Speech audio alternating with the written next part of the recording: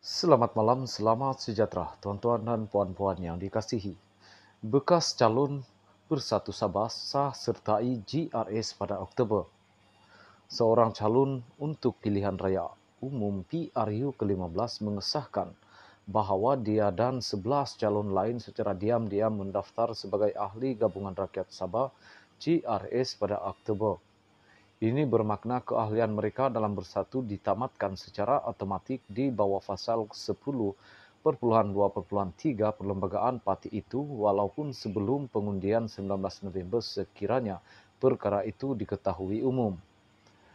Bercakap kepada Malaysia Kini, Nixon Abdul Habib, calon GRS untuk sempurna berkata dia menjadi ahli GRS lama sebelum pilihan raya umum. Dia tidak pasti tarikh sebenar yang dinyatakan dalam permohonannya untuk menyertai GRS. Walaupun GRS dikenali secara umum sebagai gabungan 5 parti pada rekod Jabatan Pendaftaran Pertubuhan ROS dan Suruhanjaya Pilihan Raya SPR, ia adalah parti politik biasa. GRS didaftarkan secara rasmi pada 11 Mac sebagai sebuah gabungan. GRS meletakkan 12 calon untuk pemilihan 19 November yang mana 6 daripadanya menang.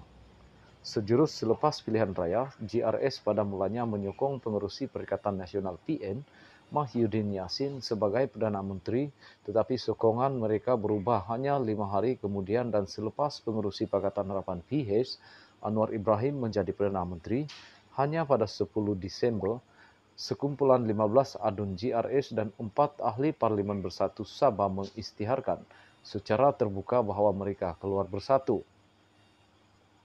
Ini telah membawa kepada dakwaan bahawa 4 ahli parlimen itu melarang undang-undang anti lompat parti dalam perkara 49A Perlembagaan Persekutuan dan perlu mengosongkan kerusi mereka. Tidak perlu memaklumkan kepada Bersatu, kita ditanya sama ada dia telah memaklumkan kepada Bersatu mengenai keputusannya meninggalkan parti itu. Nixon berkata tidak perlu berbuat demikian. Saya tidak hantar surat ke Ibu Pejabat Bersatu kalau rujuk Perlembagaan Bersatu jelas tertera di situ. Kami memutuskan untuk menjadi calon GRS sebelum pilihan raya, katanya. Selain daripada klausa yang disebutkan di atas mengenai beberapa keahlian parti, Perlembagaan Bersatu juga menetapkan di bawah pasal 10.2.2 bahawa seseorang itu berhenti menjadi ahli apabila mengisytiharkan bahawa mereka telah meninggalkan parti atau mengambil bahagian dalam pemilihan jawatan awam tanpa kebenaran parti.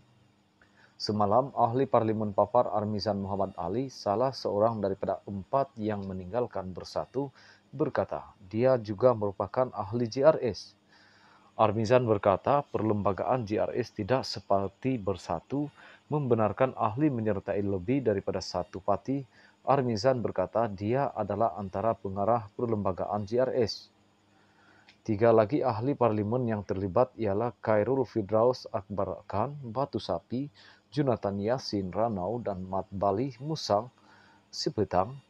Komen terbaru Nixon dan Armizan nampaknya selaras dengan pandangan bekas Menteri Undang-Undang Wan Junaidi Tuan Pujafar yang berpendapat keempat-empat mereka telah keluar dari Bersatu pada Oktober.